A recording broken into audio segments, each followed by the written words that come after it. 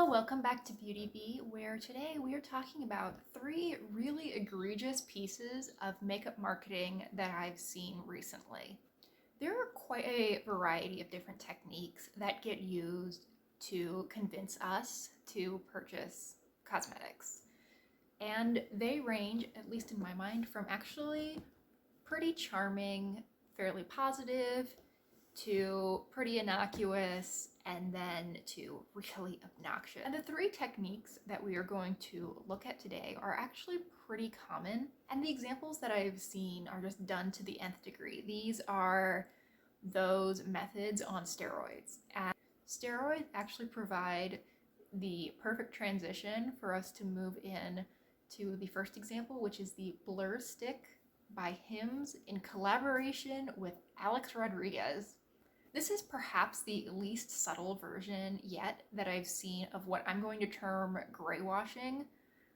Like greenwashing, where you make your makeup seem like it's eco-friendly, whether it is or not. Now, in my definition, gray washing is when you take a cosmetics product, especially a type of cosmetics product that's been available for decades, and you put it in discreet packaging and try to sell it as a very manly possibility.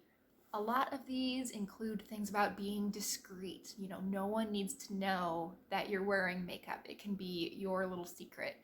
They will often have names that aren't quite the name that you would generally give that product. For example, in both the Trend Mood description and on the description on the Hims website, they never mention that this is a concealer. It's a stick concealer, that's all it is. It comes in gray packaging, hence the gray washing, because it's always gray packaging. I don't know why, but black or gray, all the time, almost without fail. And quite often there is something just stereotypically masculine layered on top of it. And in this case, they've partnered with Alex Rodriguez because if there is one person who I'm sure understands the complexities of a cosmetics formula, it's A-Rod, right?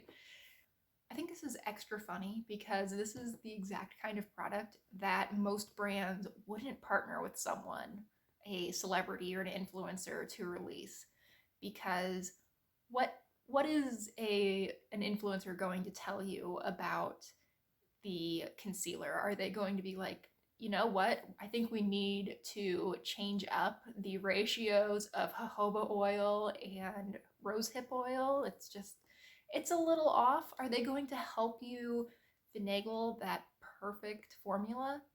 No, that's for a cosmetic chemist to do. This is 100% just Hims wanting to plaster Alex Rodriguez all over their marketing materials as another layer of, look, this is an athlete, the manliest of men. It's all just aimed at convincing men that wearing makeup or a blur stick is not going to emasculate them, which of course it wasn't going to do anyway. Next up, we're going to move to Besame Cosmetics and their new Princess collection. I think you've probably seen these on Trend Mood or in various chatting about new makeup releases videos. I will put a picture of them up though. These are, I believe, 12, yes, 12 different Princess compact and lipstick sets that are coming out from Besame. A lot of the discussion around these has focused on the price tag. They're $125 for this single lipstick and this refillable compact, and that is a lot of money. There's no sugarcoating that. However, that's not what I want to focus on today, because that's honestly pretty similar to sort of an Estee Lauder compact. And Estee Lauder comes out with limited edition Lunar New Year compacts pretty much every year, I believe, that are in a similar price point to actually a little bit more expensive. So we're not going to focus too much about the price, is what I was trying to say. What we're going to talk about instead is the pressure to make your purchasing decisions before you have all the information available to you. these are not releasing all at the same time. These are coming out every 2 weeks. They will release one set in a very limited quantity. I believe there's 500 units. Yes, 500 units of each, and they come out, I believe, every other Tuesday for the next several months.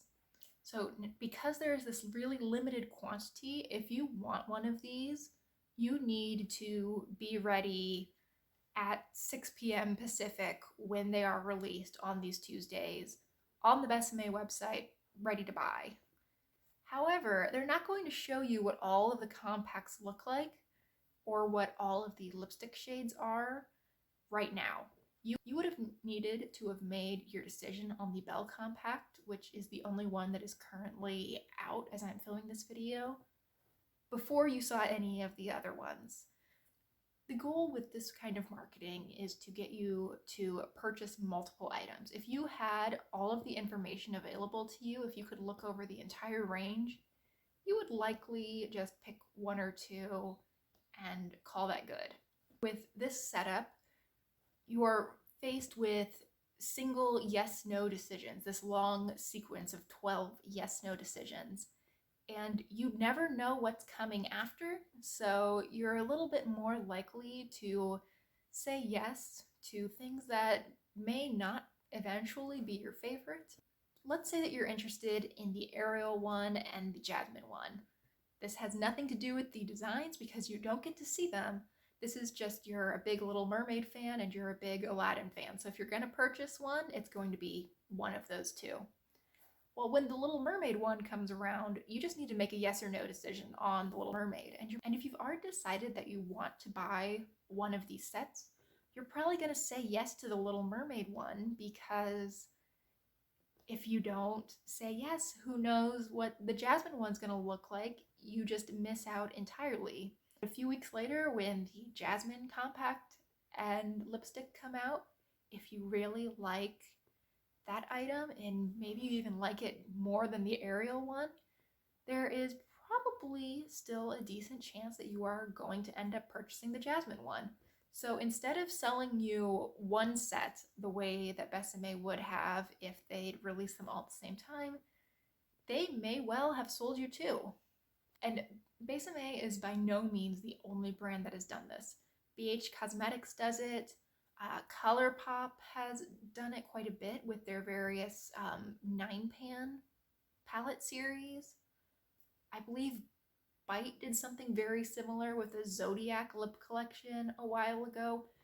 Fenty does it with their gloss bombs. And if brands do this, I just pulled a really egregious example.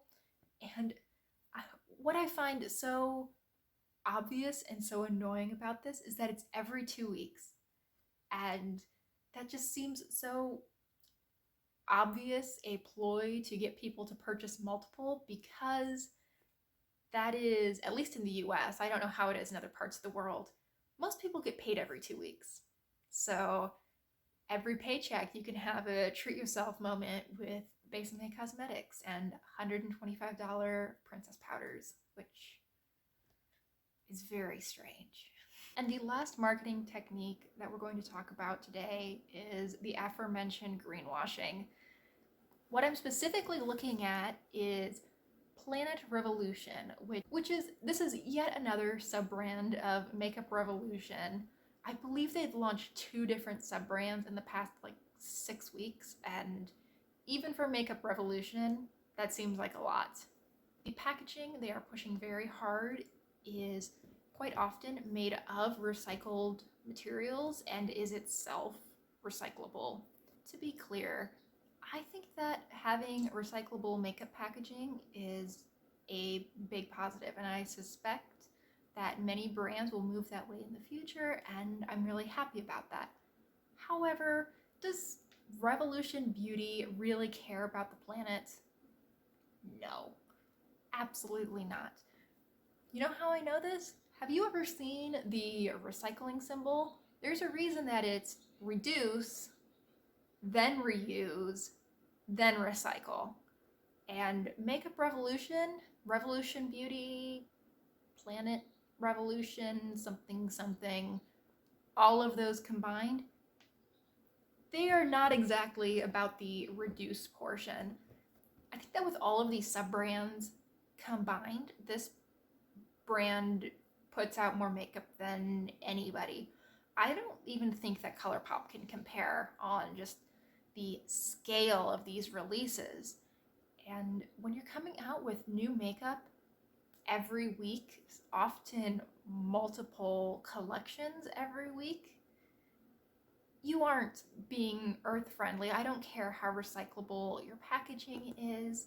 It seems to me that as a community as a whole, we could really have a much bigger impact by just reducing what we are consuming overall rather than continuing to consume at current levels, but switching to some portion recyclable packaging. And let's just remember that in almost any case, not buying makeup rather than buying makeup, just in general, not purchasing consumer good versus purchasing a consumer good, not purchasing is almost always better for the environment than purchasing even a recyclable or otherwise greenwashed item. Okay, so I think that brings us to the end of the video. Thank you so much for watching. I really hope that you found this interesting, helpful, thought-provoking, and I would love to hear any of your thoughts about this down below.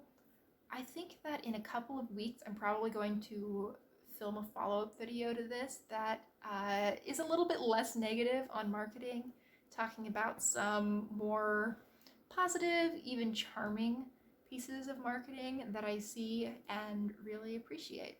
I really appreciate you taking some time out of your day to watch this video. I hope that you will consider liking and subscribing if you enjoyed, and I really hope that I will see you next time.